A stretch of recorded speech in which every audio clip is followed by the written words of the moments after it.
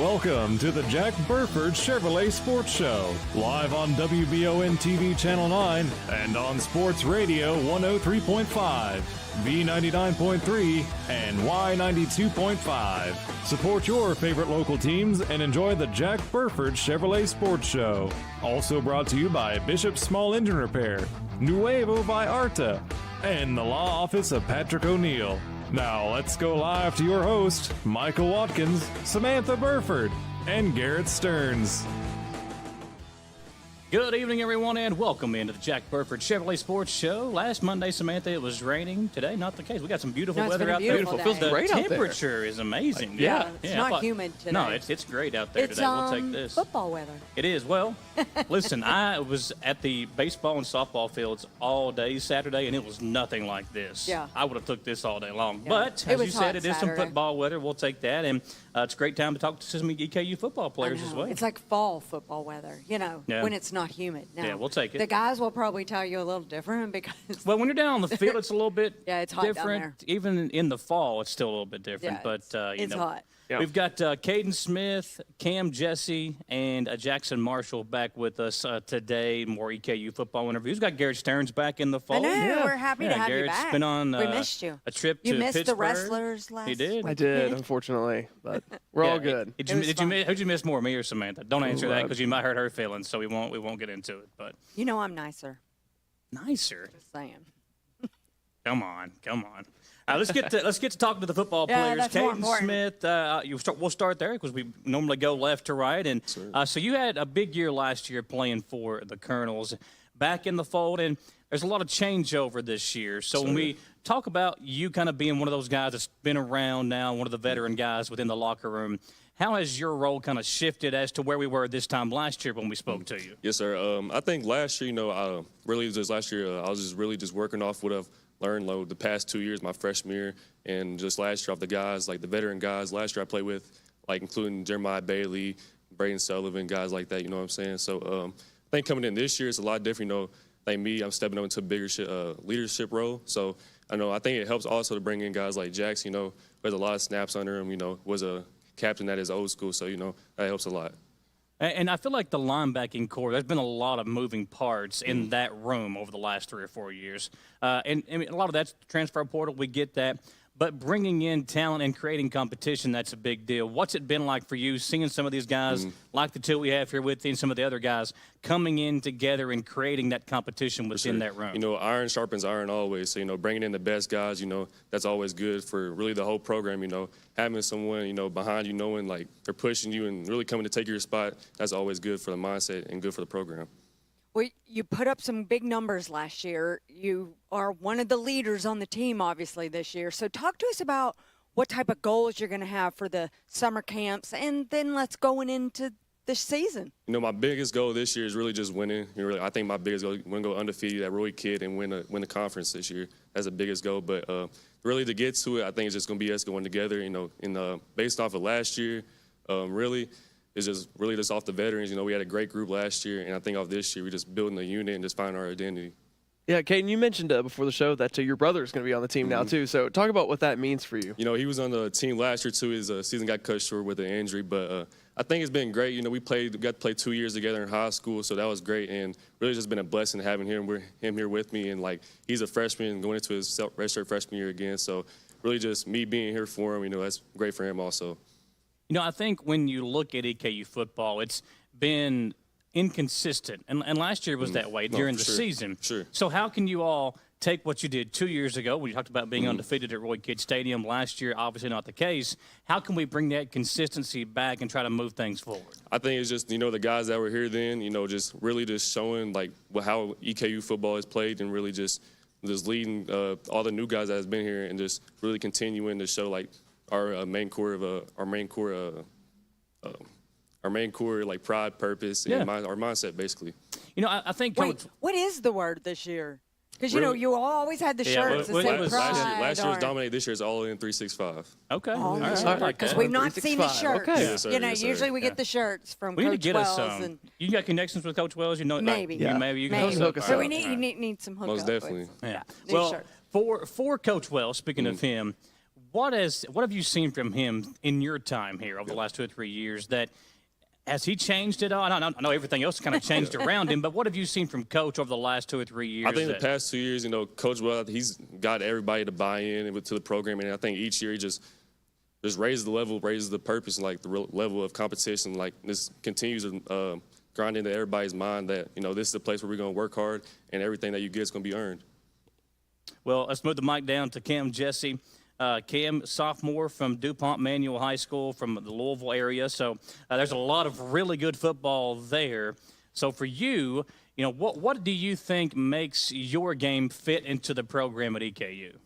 It just goes back to our 4 words, pride, passion, toughness, and purpose. I feel like, coming from Manual and coming to EKU, we just, we had the same, goals and same, I guess, columns. Yeah, mindset type thing. Same mindset, yeah. Well, you had offers from Yale, so why'd you choose EKU over Yale? I've been coming to EKU my whole life. I mean, I don't think there's been a year since I've been born that I haven't come back. Came for a homecoming, came for a big game or anything, and it's felt like a second home to me. And maybe your dad? Yeah, your dad played for EKU, my right? dad did play for EKU. Yeah, that's where I was going. And obviously, becoming a legacy and everything like that is very cool. But I'm for myself too, and right. I'm glad I did legacy. choose EKU. Yeah. Yeah. And I think, Garrett, that's important too for some of these younger guys. We've the Mr. Luganbill's son's on the team, so when you've got a lineage like that, and I think that it's important for EKU. We kind of still tie in that tradition of EKU football to where we want to get back to. Right. So having guys that have been around the program, their dads played for EKU football, I think it's a big deal to have like guys on the team. Yeah, it gets people excited, and tying the tradition into what we're trying to build today, I think is great. I'm a third-generation Colonel myself. Now, I'm not on the football field. I'll leave that up to these guys, but it might not end too well for me. But you can look at. We'll get you some shirts. But Cam, talk about, because you guys are all linebackers, so talk about the position a little bit. Like this time of year, because we're in the middle of June, but the season's going to come up on you fast. So technically, what are you guys really working on at this point? Just talking like weight room wise, I mean, we're just really trying to build that power, and we're trying to get our hips mobile and everything. I mean, obviously we want to hound the details, but you also need a good foundation before you can really get into that. We talked about the reason you chose EKU over Yale. Was that a hard decision? That was a super hard decision, I'll be honest. I mean, I loved Yale, loved everything about it, loved the coaches, but I loved EKU a lot more. Now, you're married. Yep. Talk to us about, because that has to play into it as well. So is she living here in Richmond? No, my wife, Caitlin Bradley, she goes to Louisville. We're both from Louisville. And, I mean, it's good to stay home, be close and everything. But we've both talked about it, and we're career-based. She's going to be a doctor and everything. She's going to have to go to med school and wherever that is and everything. And we just know it's going to be hard. But I'm glad I'm here. I'm glad I'm here because it's close. Right. Yeah, you're at least closer than Yale. Yeah. Would have been. And it's important for both of you, too. I feel like it seems like you've got a good head on your shoulders, and, you have a career. You have a path that you want to follow. She has a path that she wants to follow. How hard is it not being with her all the time? I mean, is that difficult being a husband and wife like that? It's very difficult, especially the times that, like during the summer that I could go home during the week and see her for 2 days and then just come straight back to it. Because, there's like kind of a time where you don't see her for a while, and it just like you're kind of like building up a wall that you don't feel it that much. But then if you just see her every single week, then, you feel a little bit more. A little FaceTime all the time. Yeah, all the time. Yeah. Well, for right now, talking about what you guys are doing during the off season, the schedule just came out. We know where we're going, what dates and everything. We know what we're doing as far as who we're playing. For you guys, though, how much do you look ahead to the schedule right now, or are you just kind of focused on getting better and going through these summer workouts? I mean, obviously it's good to look, at who you're going to be playing against, but I feel like the best thing we can do right now is have our head down, because, it doesn't matter if we're playing Alabama first game or if we're playing Western Carolina like we are. We're still going to have the same mindset regardless. Well, we talked about it before we came on the air, so we don't know if we've ever interviewed somebody that was married before, and we get two of them get two in the same. today. So let's pass the mic over to Jackson. Jackson Marshall also has a wife. So talk about that and what it's like for you. Is the missus here in town? Is she with you? Okay. Yes, she is. We live together just right up the road, actually. But, yeah, we got married right after our sophomore year of college during my transition over to Gardner-Webb. And we're actually both from Lexington, so, we got to grow up together. Started dating when we were 16, and just felt like it was the right time when we were 20 to, get to honor God with a big decision in our life. So now you talked about growing up together. You went to Sayre, and we've seen that program over the last few years has really taken off. for sure. Were you a big reason for that? We'll let you take some credit. Just say yes. Coach Pennington's probably a good reason for that too. But. Coach Pennington for sure. So the program actually started my freshman year. Okay. But I wasn't there. I was at Lafayette. And Coach Pennington had coached me in middle school, and he gave my dad a call and said, has Jackson ever considered private school? And I hadn't. And but then once I heard I had an opportunity to play for Coach Pennington again, I really couldn't pass that up. So it was a great 3 years of building a program. Now, we weren't as good as these past few teams. Yeah. But I would like to take some credit, me and Help getting the start, right? yeah, and a lot of the guys that really put a lot of blood, sweat, and tears in that program, and we took some beatings for sure too. Was Cole right? That's Cole. He was the quarterback, right? Yep. Of that team. So were you on the same team with him? Yeah, we were, and then we actually went to Marshall together, and then I left for Gardner-Webb. He needed a new home, and I got the coaches at Gardner-Webb to get him there too. Okay, so. wow, well, good. Is he at EKU with you too? No, Okay. So unfortunately. All right, talk to us about, obviously your leadership skills are important to you, Yes, but ma'am. talk to us about, you have been at many schools, so why EKU? Yeah, so actually this past December, we had a pretty good team at Gardner-Webb, and my head coach decided to take an offensive coordinator job. And whenever that happens, the whole staff is pretty much gone. They're out of a job. So things were pretty shaken up there, and I decided to test the waters with the portal. And being from Lexington, it was just really cool that EKU found interest. And then once I got to learn about the program, I really found myself to be a good fit. I really love Coach Wells and all the coaching staff involved at EKU, and think that there's a lot of genuineness in this program that I don't see at a lot of other programs. So. Yeah, I was kind of piggybacking on that question by Samantha Jackson. Like, what have you seen at EKU that maybe is different from, say, Marshall or Gardner-Webb that really has stuck out to you in the first couple of months here? Yeah, I think Coach Wells has obviously had like some near-death experiences in the last few years, and He'll tell you too. Yeah, He's died 7 times. So I think what I sense from him is just like, a relentless hold of the standard to where like he doesn't care what anyone thinks. He's here to win, and that's a program I want to be a part of. So. For you guys and Caden, we'll get the mic back over there with you to start. You've been around for a while, and these guys, Cam's been around too, and you're from Lexington, so you're close enough to where you probably know a little bit about Richmond. But Caden, for you, what do you like to do when you're not out there beating up on guys and tackling them? So what do you like to do in your spare time? Really, there's not a lot to me. I'm really just a chill guy. I play a lot of video games, watch a lot of football, and really, I like to eat, really. Okay, my favorite places here is Brady's, so I go probably It's a good choice. 2 to 3 times a week, not going to lie, if possible. So. What do you get there?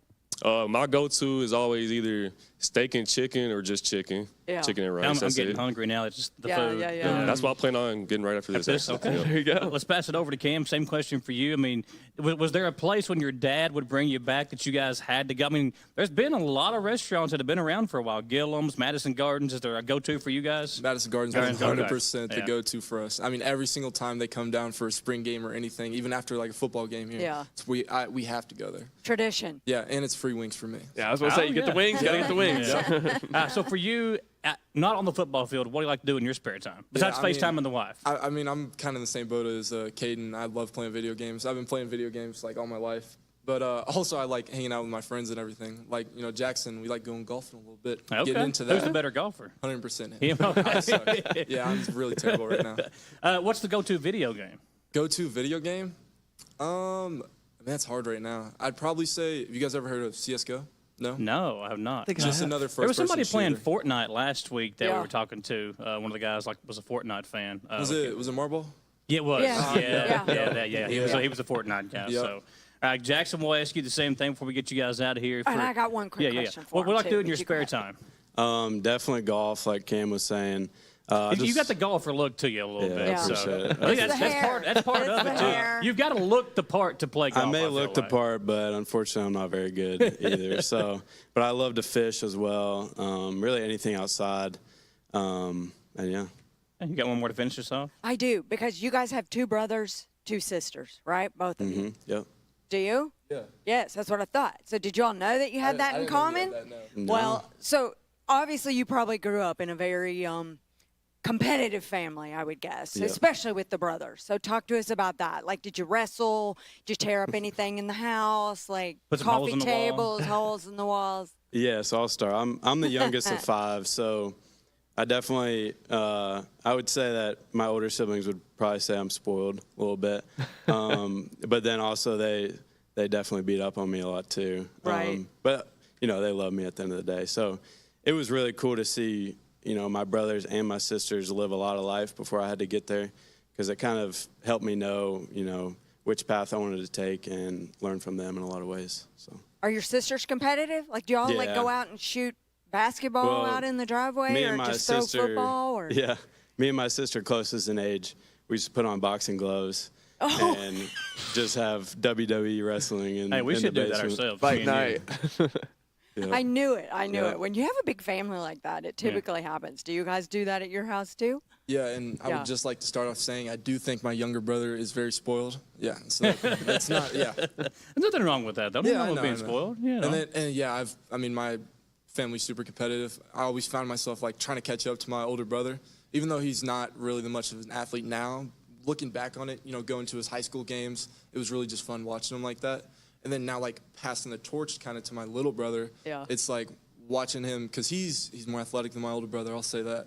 Then watching him like become what I kind of am in like the athlete way is just really fun. Like I kind of feel like I'm molding him too, which Okay, is, yeah. which is A nice. mentor. Yeah. Yeah. And it's good to have, too, especially for the little brother, because my little brother had the best mentor he could have ever Yeah. had. I mean, nobody, he could have asked for. Oh, Lord. All right. I just know in our house, like, even if we playing putt-putt, we're competitive, yeah, and yeah. somebody's always trying to cheat. Yeah. Like, oh, yeah, that went in. No, it didn't. Well, these guys are the linebacking core, and Yes. we're right around the corner. I keep saying, I mean, this is our 3rd week of talking It to goes by football so players, fast. and it's flying by already. It won't be long before we're seeing these guys out there on the field doing their thing against actual competition and the opponents out there at Roy Kidd Stadium. Step aside for our first commercial break. Appreciate Jackson Marshall, Caden Smith, and Cam Jesse for coming over with us today. When we come back, A.W. Hamilton is going to join us, talk about some EKU basketball. The recruiting class is good to go. We've got basketball camps, I think, started today, right, Coach? In Georgetown, right? So talk about that. They got a big one coming up next week here in Richmond as well. So don't go anywhere. We'll be right back on the Jack Burford Chevrolet Sports Show. EKU Day.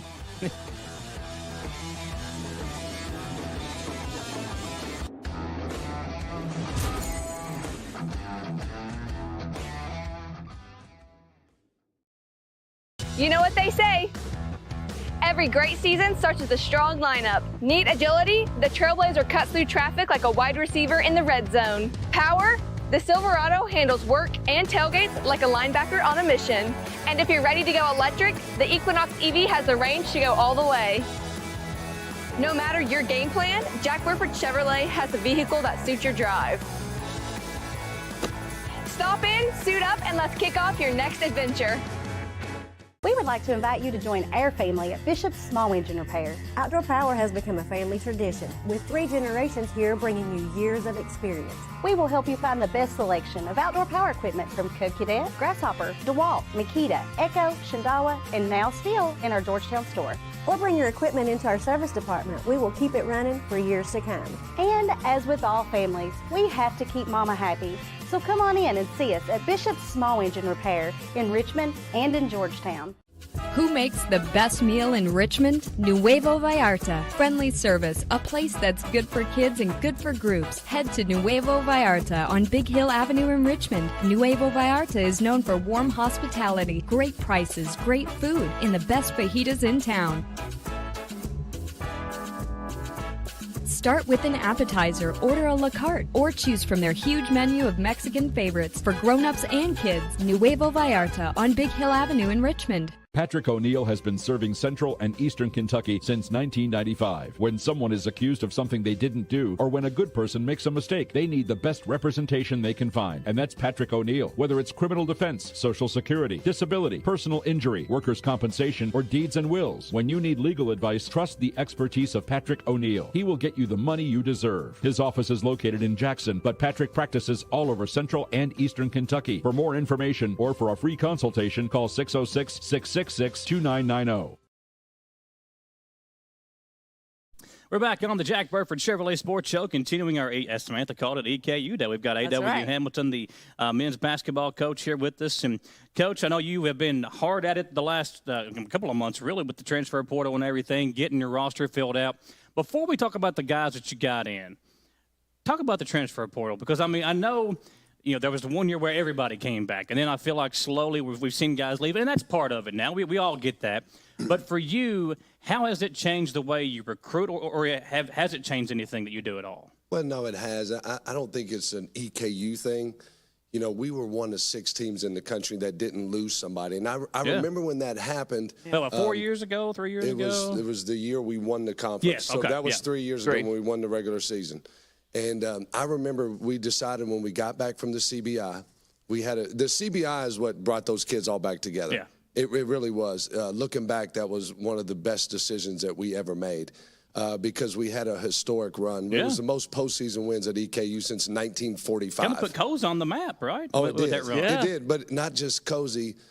Tay Blanton played unbelievable. Tayshawn played unbelievable. Leland played unbelievable. And then it sent Cooper Robb out on a high note. Yeah. But that brought all those guys back. But I remember when that happened, I called Jeff Goodman. He's a friend of mine. I said, Jeff, listen, this is big news. We're going to have a press conference, and we're going to announce that everybody's coming back. And at the time, people kind of overlooked it. Yeah. And as the spring went on, we ended up becoming one of 6 teams in the country that didn't lose somebody.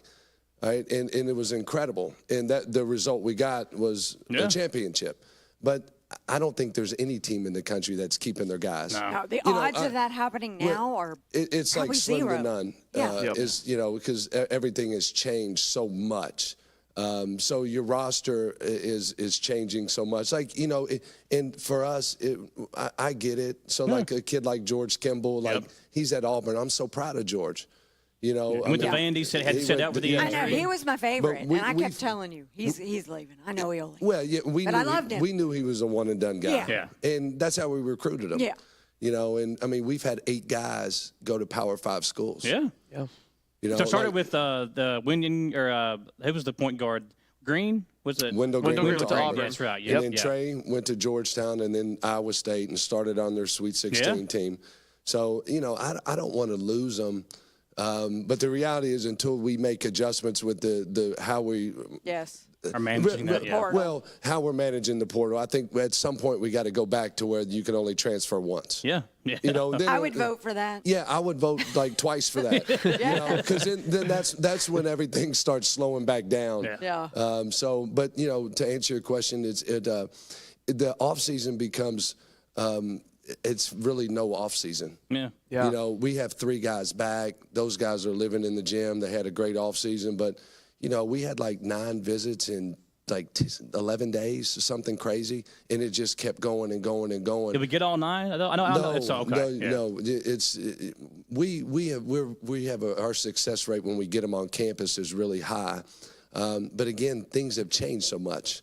All of them have agents, and it's just a different landscape and dynamic to everything. But we still, so to answer this too, so we still never stopped. There's no all right, now you get to take a deep breath. There's no summer where you're going to take a vacation. We still got one more guy that we're going to bring in. Okay. Oh, wow. But we're I was talking to a friend of mine that's at another school in our league. It was a live period this past weekend, so we got to go watch high school players, and he was telling me they still got to sign 3 guys. That's wild. Because now there's a ton of kids from overseas, international kids that want to come over here and play. Because the amount of money you can make. Yes. Well, I remember seeing Coach Lepore. His daughter was playing softball in the same league that my daughter was, and I feel like every time I saw him, he was doing this, like, who are we getting today? And he was like, oh, got 2 or 3 on the hook, or whatever. But it was just the constant, I guess, grind is probably the right word for it. So there's so many guys that go into the portal. Yeah. And so we pay for software off verbal commits. So every name that goes into the portal, Isaiah Mentor is getting that name right away and we have a group chat, just our guys that recruit, and sending that in, the information, and then we take it from there. Then when we get it from Zay, then we have what it's called Synergy. So I literally can go on Synergy and I can watch every kid's clip, every make, every miss, every rebound, every block, every steal, everything. I can watch every defensive possession, offensive possession. So we literally evaluate a kid, his last 50 to 100 clips, and then we go. And we're constantly texting each other. Yeah. I mean, we'll be sitting in the same room and text each other. Yeah, it's like, Do you ever have a gut instinct though, and you're like, this ain't my guy? Oh like, yeah. well, let's don't try to reach out to him. No. Yeah, you just a gut. Yeah, you got to trust your gut. Yeah. But look, it's so hard that it's because everybody's posting their best clips. Yeah, and you can't pay attention to highlight films. Yeah. That's not we. I've got a highlight film if it tells you anything. So I mean, if you watched my highlight film from Marshall, you would think I was going to the NBA. Yeah. Well, when you look back at this summer and the guys that you brought in, obviously there's some bigger names and there's a roster that you got to be comfortable with. But the guys that stayed here, talk about those and how important it is to at least have some guys that are familiar with campus and how you operate and how things go. Well, so, Austin Ball stayed with us. This will be his second year in the program. I told AB, we call him AB, I told him during the middle of the season, he tore a ligament in his foot and was really struggling. And it was hard because, he just thought it was going to be easier or thought he was going to have more production. And I love him. Yeah, he's a good athlete, too, so that comes a little bit from that. He had 3 games where he scored 20-plus points, Yeah. and now he can really, really play. He's an elite shooter, and he's a really good athlete. He can really do some things, but he was struggling, and I told him, I said, the best thing that you can do is just stay in a program for a couple of years so you can get to the point where you're not thinking out there. You're just you're playing free and fearless. So I'm proud of him. He stayed. And he put on probably 13, 14 pounds of muscle. John Mike has done an incredible job with him in the offseason. And then we got Evans Paul back, who Evans is an undersized 5, but his motor never stops running. And it's not in the game. It's Evans. It never stops running in practice. He just embodies what we do so well. Yeah. And then we got Jackson Holt. Well, Jackson Holt is he's like a unicorn in college athletics. This will be his 5th year at EKU. Yeah. That's just unheard of. Right. And if you look at Jackson's career, it's been incredible. His first year, he came in with Turner, right? Yes. Yeah. So his first year, we were CBI runner-up. It was the most postseason wins at EKU since 1945. His second year, we won the first championship in 45 years. His third year, we went on the longest conference winning streak since 1964. And the last 2 years, he's led the league in 3-point field goal percentage. Now, we know we didn't perform. No matter what happened, you don't look at that and say, if this didn't happen, it would have turned out different. It turned out how it turned out. Yeah. So I'm glad that I'm so excited that he stayed because he wants to get the program back to where we've had it. So, and he's excited to take on more of a leadership role. He's a really quiet guy.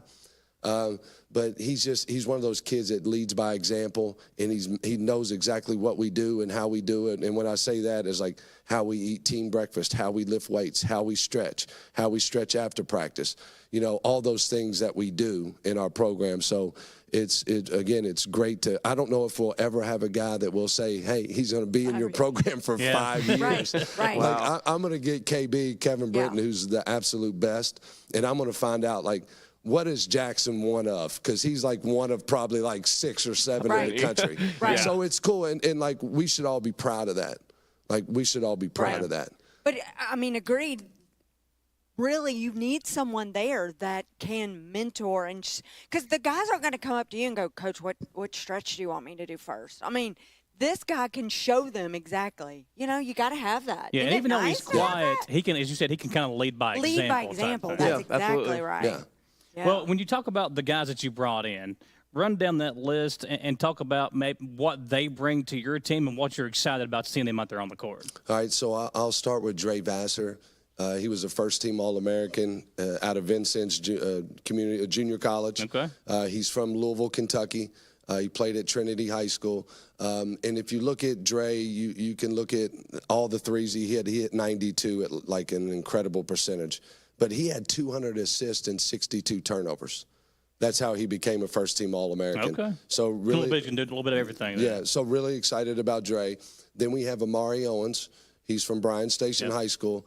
You know, I tell people this all the time because they always ask me about Amari. You know, he's a local kid. It's unbelievable what he did. Yeah, all-time leading scorer in Fayette County. He's the all-time leading scorer in Fayette County in the history. Like, there's a lot of, like, you can go down to, like, Darnell Burton and, like, Darren Horn. Like, we've had some big players. names, yeah. And he's the all-time leading scorer. He scored over 2,000 points in high school. Then we have Eric Demings, who's a guard. He's a combo guard. He played in the Gulf South at West Florida. It's a good D2 league. But he's another guy. He had like 116 assists. He can really make plays. He's a playmaker. He's won a bunch of awards, too. He's won of a bunch of awards. Yeah. He was Newcomer of the Year. Yeah. And what he is, too, he's a veteran guy. Yeah. He's an older kid. This will be his 5th year in college. And, you know, that was a huge gift for us. Then we have Damon King, who Damon is also from Louisville, Kentucky. And he transferred from Rhode Island. Okay. And, you know, he played limited minutes, but, you know, Rhode Island in the A10, it's a really good level. Yeah. But I love Damon. Damon in high school, he was known as a scorer. He could really put the ball in the basket. But I think Damon could be an elite defender. That's the thing that really jumps out to me about Damon. Then we have Justin McCarter, who was ranked number 44 in the country in junior college, who scored a ton of points. I think he averaged like 17 a game. He really rebounds at his position. He's 6'7".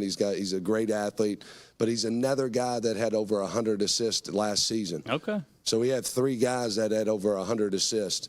You know, which, you know, when we had a championship team, we had 3 guys that had over 100 assists. You know, we were one of like 5 teams in the country. And those were Comer, Leland and Tate. Okay, gotcha. So at the 3 spot, we had a big guard who could make plays in Tate Blanton. Well, his senior year, he kind of had to move him over to point guard when Kimball went down, right? We did. So, we did. And then we have Cade Murphy, who's going to be a freshman. He's from Knoxville, Tennessee. He was all everything in Tennessee, but he's got great size. He's 6'6". He scored over 2,000 points in high school. Then we got Shadrick, who transferred from Long Island. He started for them for 2 straight years. Long Island, they won the regular season his freshman year. He started, averaged like 5 and 5. Then his sophomore year, they won the conference tournament, and he started. He had over 75 offensive rebounds last year, which is an incredible number. I know if some people listening, like, what does that mean? That means you're in a high-level offensive rebounder. A motor, too. And he's got a great motor. He's 6'8", and he can really move. Then we got Josh Lowe, another junior college player, who's 6'7", 6'8". The thing we loved about Josh, he averaged 3.2 offensive rebounds last year. Okay. So another guy that's got a good motor around him. Yeah, like you look at those type of numbers, those type of things translate. Yeah. You know, and, you know, and he was a top 100 player in junior college. And then we got Mo Kamara. He's a transfer from Louisville. And I can't wait for you guys to see Mo. I mean, like, the sky's the limit for Mo. The sky's the absolute limit. He could be as good as he wants to be. He was a 4-star out of high school. He redshirted last year, right? He redshirted last year. He's the type of kid you look at and you say, okay, he could be a defensive player of the year. Okay. You know, yeah, I mean, he's reminds me a lot of Cozart. They're different, but he can really block shots. He can really run. He's a little more skilled than Cozy and plays on the perimeter a little bit more. But we love Mo, so that was a huge gift for us. And then we got to bring in one more guy. Okay. We got to bring in one more guy. Because that's a long list. That's a long list. That's why I had to write them all down. Had them all. Y'all are going to ask me, and I was like, I'm not going to be able to finish this. I mean, I thought I had them all, and I'm missing 2. I don't know how I missed 2, but yeah. So we got Mason Miles back. He was a preferred walk-on for us last year. He's from Harlan County? No, he's from Louisville. Louisville. Okay. And then we added one more, so we'll announce him this week. Okay, good. Great. I know it's been busy for you, but for you though, when you get the class put together, is it? Do you get to do that, or is it now you got to go into getting these guys together? Because I'm guessing, is everybody on campus right now? How hard is that? Michael, I never do that. Well, that's true. I should have known better. That's part of my problem. I don't do that. No exhaling. Yeah. So, but my Chelsea, my wife, she's tries to get me to go to the lake all the time just to do that. But then I go down there and then I'm on my phone not doing that. Yeah. So, Did you get to go to the concert with them this weekend? No. Okay, you didn't get that was the girls' time. I love Megan Maroney because my kids do. But if y'all saw how much it was per ticket, I'm sure. You don't love her that much. It was a great family decision. Yeah. We're gonna leave Dad at home. Dad doesn't need to be wearing all the pink. Yeah, exactly. Oh, they got like spray tans and everything. All my kids, Charlie and Andy and my niece and our neighborhood friends, they all got the spray tans and they had the boots and like. I saw the video she put up. You could tell they were having a good time. Right when Megan Maroney came out, they all started crying. And Chelsea sent me a video. She was FaceTiming me. She was crying. I said, man, I'm glad I didn't go to that. Well, for you had camp started today in Georgetown, so it's a busy time for you.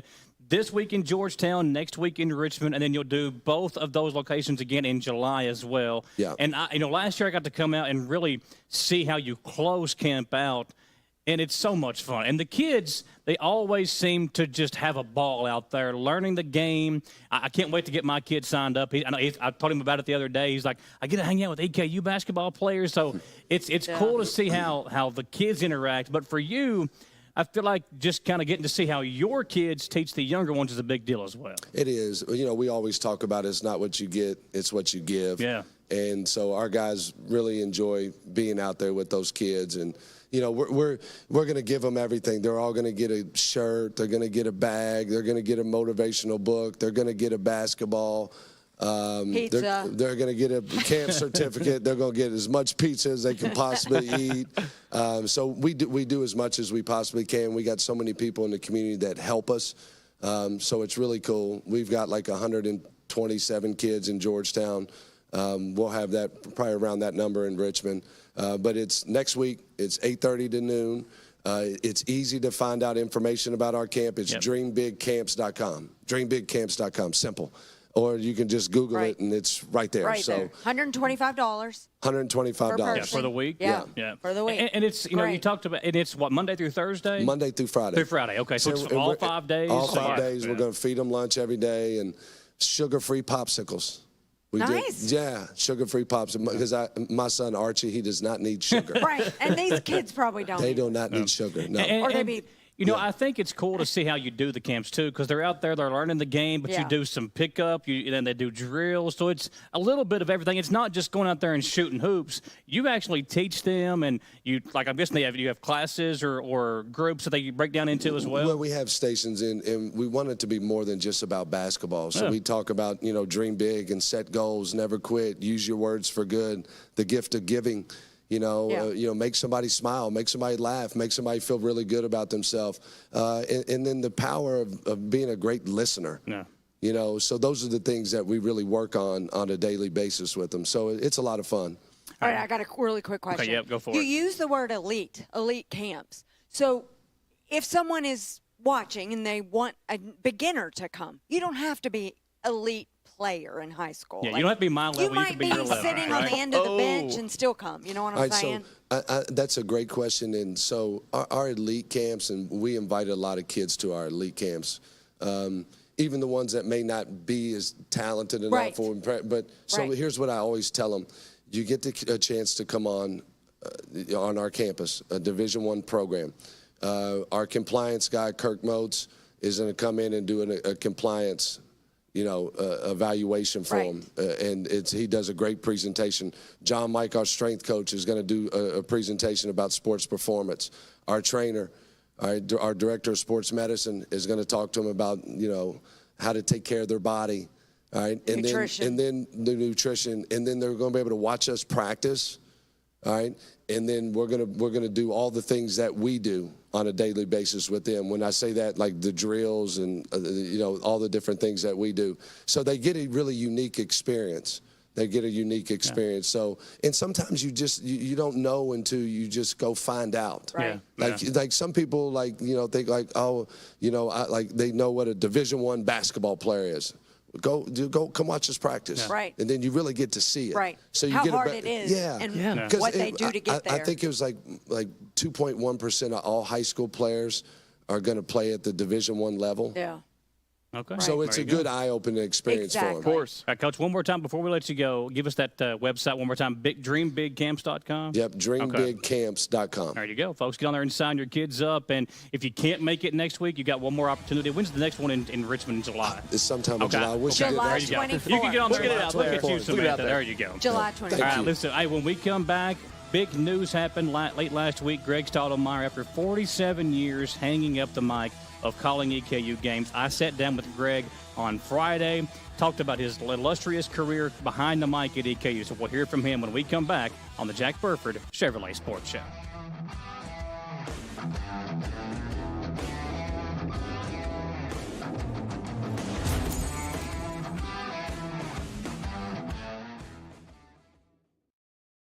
You know what they say. Every great season starts with a strong lineup. Need agility? The Trailblazer cuts through traffic like a wide receiver in the red zone. Power? The Silverado handles work and tailgates like a linebacker on a mission. And if you're ready to go electric, the Equinox EV has the range to go all the way.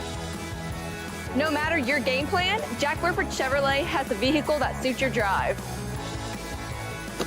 Stop in, suit up, and let's kick off your next adventure. We would like to invite you to join our family at Bishop's Small Engine Repair. Outdoor power has become a family tradition, with 3 generations here bringing you years of experience. We will help you find the best selection of outdoor power equipment from Code Cadet, Grasshopper, DeWalt, Makita, Echo, Shindawa, and now Steel in our Georgetown store. Or bring your equipment into our service department. We will keep it running for years to come. And as with all families, we have to keep Mama happy. So come on in and see us at Bishop's Small Engine Repair in Richmond and in Georgetown. Who makes the best meal in Richmond? Nuevo Vallarta. Friendly service, a place that's good for kids and good for groups. Head to Nuevo Vallarta on Big Hill Avenue in Richmond. Nuevo Vallarta is known for warm hospitality, great prices, great food, and the best fajitas in town. Start with an appetizer, order a la carte, or choose from their huge menu of Mexican favorites for grown-ups and kids. Nuevo Vallarta on Big Hill Avenue in Richmond. Patrick O'Neill has been serving Central and Eastern Kentucky since 1995. When someone is accused of something they didn't do, or when a good person makes a mistake, they need the best representation they can find. And that's Patrick O'Neill. Whether it's criminal defense, Social Security, disability, personal injury, workers' compensation, or deeds and wills, when you need legal advice, trust the expertise of Patrick O'Neill. He will get you the money you deserve. His office is located in Jackson, but Patrick practices all over Central and Eastern Kentucky. For more information or for a free consultation, call 606-666-2990. First of all, congratulations. Thank you. On Appreciate retirement. Talk about that decision. Like, when did you come to that decision, and how hard was it for you to finally say we're hanging it up? Well, I knew my wife was retiring from being a NICU nurse at UK for over 3 decades in January. So there was a seed at the back of my mind at the start of the sports season, but I didn't know. And so I had to gauge, how's it going to be? What impact is it going to be on me and on EKU? And so I think what happened is the grind of the preparation. Yeah.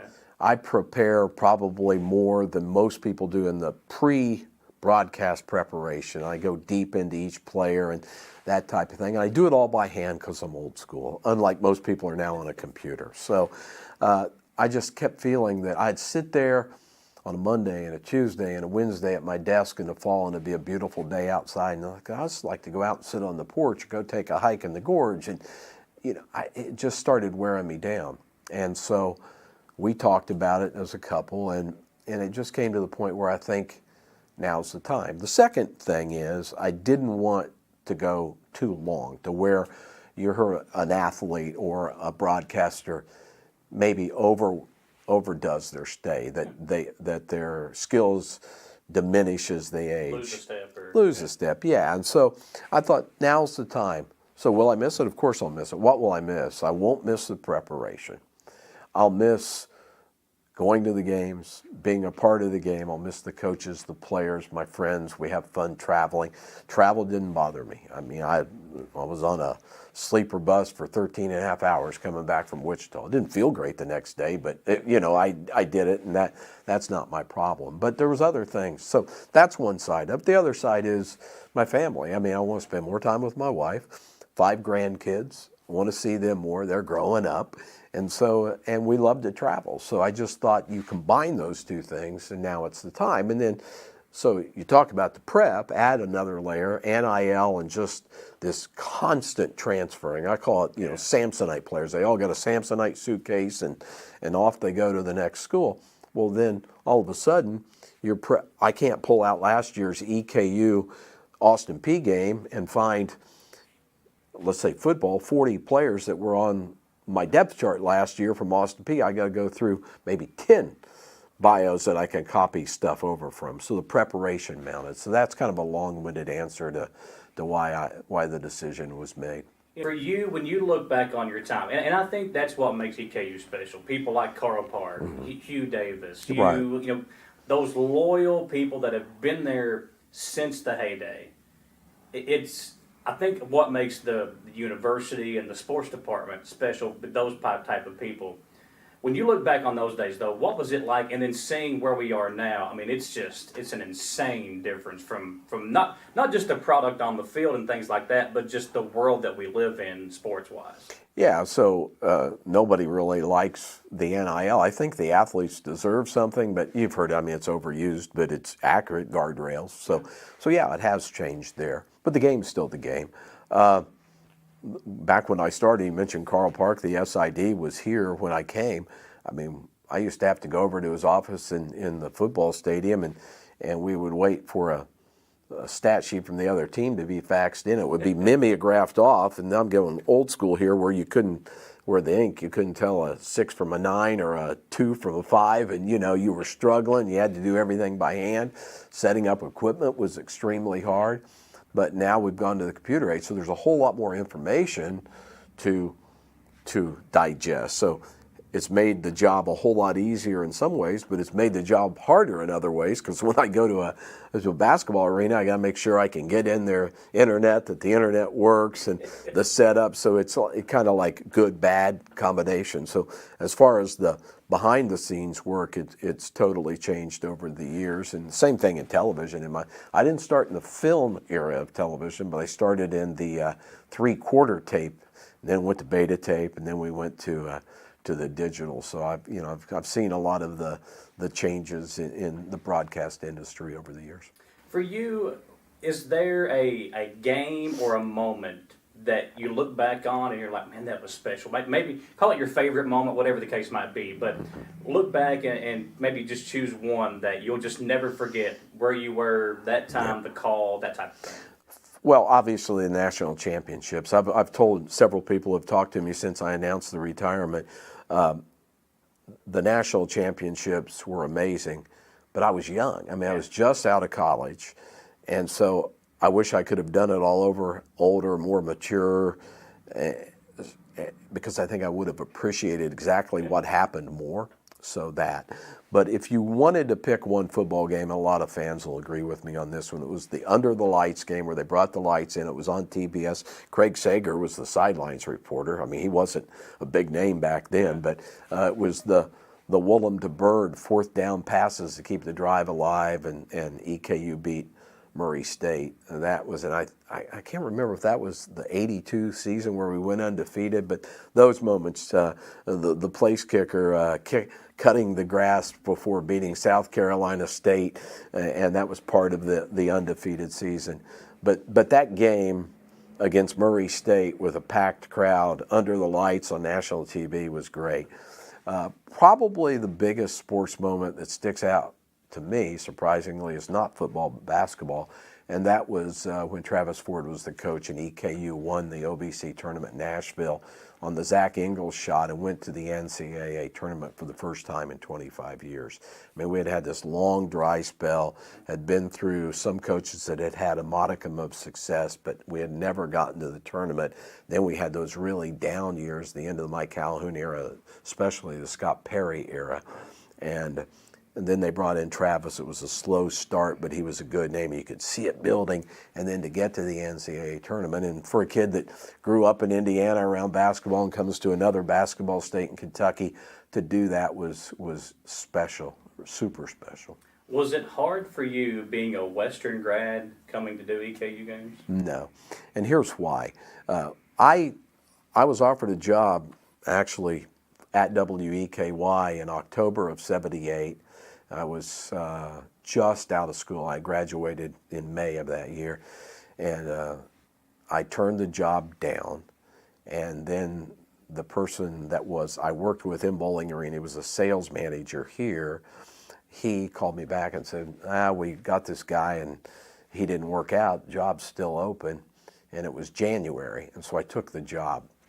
And the guy that was filling in, the general manager at the time, was doing the games. Well, we were really good at basketball, so he said, I've traveled with him. I'll just finish out the season, let you settle in, get settled in your apartment, get settled in as the news director.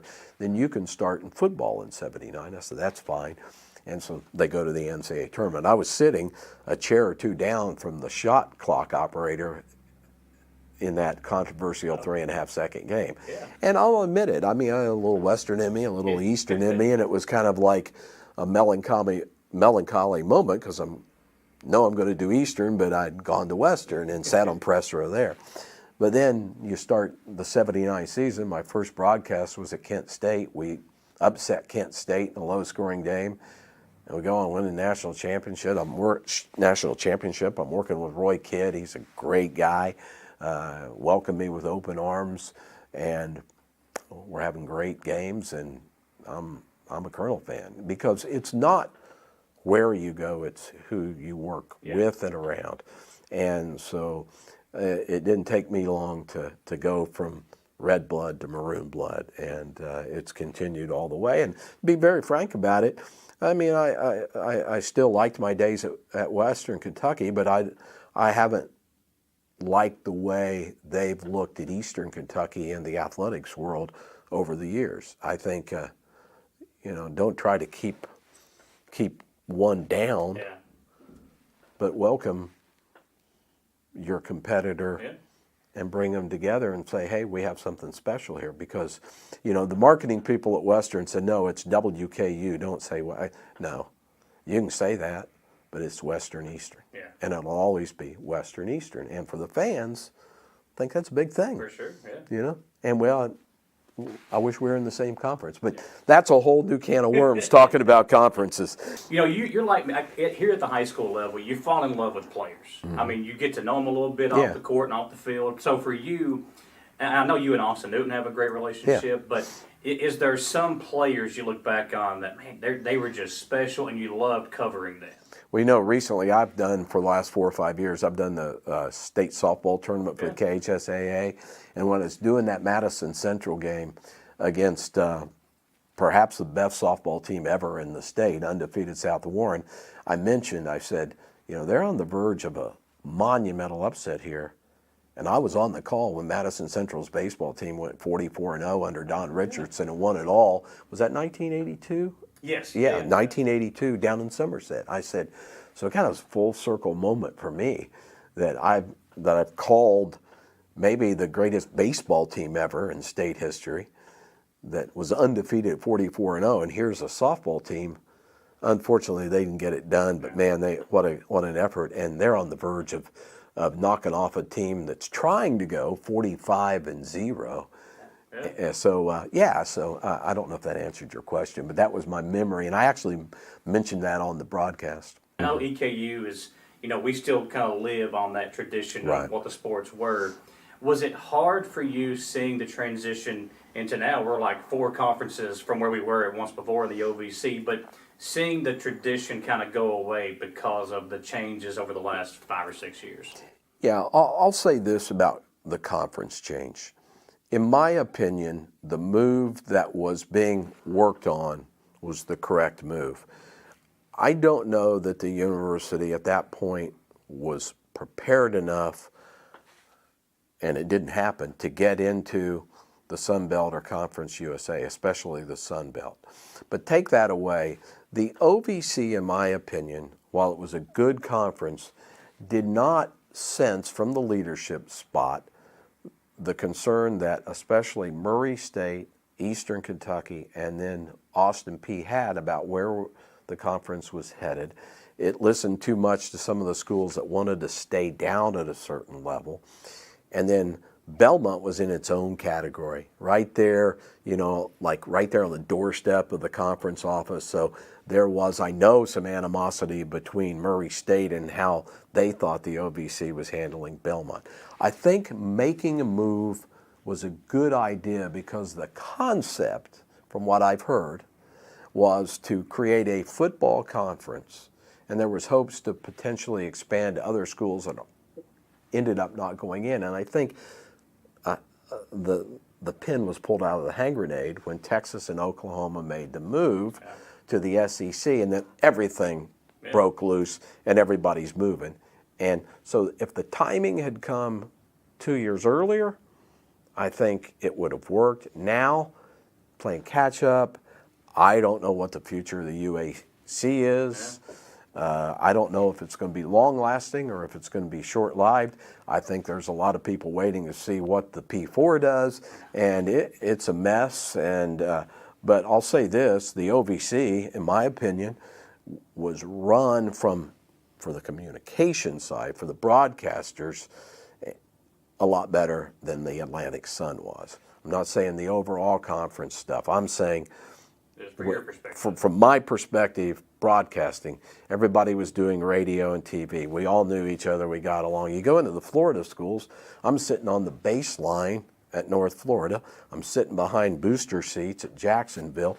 Who knows where you sit at Florida Gulf Coast? Most of them don't put the game on the radio, and they don't really have a perspective of what the media side of things are. So I miss the OVC for some reasons, but I don't think in any way, shape, or form the move was the wrong move, but extenuating circumstances put dents in what happened. And I don't know, I may have overstepped my bounds, but I'm no longer, voice of the Colonel, so I can, that's my opinion, and I may be way off, but you asked for it, so I'll give it to you, Mike. I've had several people on the call with you throughout your career. When you look back, those friendships, those memories with them, is there, just talk about a few of those people for a moment if you can, and just those relationships you built with them off the call. Well, I think a lot of the times on basketball, I would work with like Danny McBride, who worked at this radio station, Sean Hamilton, and it was broadcaster, and we had fun and we did a good job. But for the first time, having Doug Sally with me for 10 years, a coach who coached under, Guy Strong at GRC, was head coach at Madison Southern, loves Eastern as much as anybody I know, and really puts work into it. And I feel like I have a really good analyst. And so having Doug there, I felt like we took it to a new level as far as the basketball broadcast, and then the integration of ESPN Plus that we had the television element changed it too. Football, again, I think the best we've done are the last 10 years because we've had a 3-person booth. We've stayed together. Jim Tyree is a broadcaster, so he can do the broadcasting stuff, whether it's handling highlights or in and out of breaks, but he's also a great analyst. So he can be a play-by-play guy or an analyst, and he fits both roles very well. And then Wes Chandler on the other side, who also can be the field reporter and do a lot of our behind-the-scenes work. And so we work well together. It was great to have Joe Blanken, the late Joe Blankenship, who's in the Hall of Fame. He was the defensive coordinator and, played here at EKU, and have him for a couple of years. I had Carl Hayden, who played at EKU. And then some other people, I think Weber Hamilton, Greg McClellan, Ron Mariano. I'll be very frank, early on when I started here, you know, the person that was running the radio station was pinching the pennies as much as they could. And even when we got to playoffs, he'd say, oh, you can't take your color guy with you. We can't afford it. And like on one of the national championship games, I think it was the one in 1982, like the SID, Carl Park joined me on the radio. But I think the last 10 years, since it's gone under EKU's control or farmed out to like Learfield, one of the communications giants, we've had our best years because we've had continuity and we've had support. So what's next for you now that you're retired? You talked about spending some time with the family, but it's hard to just walk away. Mm-hmm. So what's next for you? Well, we're going to travel. I've lost about 8, 9, 10 pounds, so I want to. Oh well, thank you. Steps to go against it. Yeah. I always liked when visiting broadcasters would come in and bellyache about the 9 floors. Oh, it's a cardio test. I'm like, yeah, I used to go down to the field before the game and down to the field after the game and then back up. So I'd do it 3 times. And I said, yeah, you haven't done it every home game for years, So, but anyway, I got to learn like everybody else now that's getting old to play pickleball, try to get in with the pickleball guys, want to hike more and camp more and enjoy the fall. I really want to enjoy the fall weather. Got to get back on my road bike, cycle. I like to cycle. And then we travel a lot. My wife and I like to travel. And you got 5 grandkids, 4 here in the state, 2 here in Richmond, and then 1 in Savannah. And we'll see them and go and just kind of live life. I went on a vacation right after the end of basketball season, after the end of the state tournaments, and I hadn't, because I do so much eye work and stuff, I hadn't read a book in ages, and I read 3 books on vacation. So, just kind of relax, but not relax, because I'm a little OCD. I'm a little, I got a list of what I got to do. Take out the trash, do this, do that. So just click off stuff on the list, but not feel the pressure of, I've got to be here now and I got to do that. Just thanks to the fans. When I read all this is the thing that gets emotional. It's humbling to read what people said back. Yeah, and I appreciate it. Good.